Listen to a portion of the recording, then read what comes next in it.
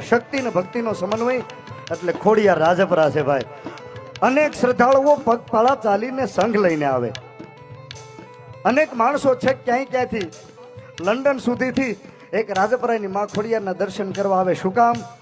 કે એના મનની મનોકામના પૂરી થાય એટલા માટે.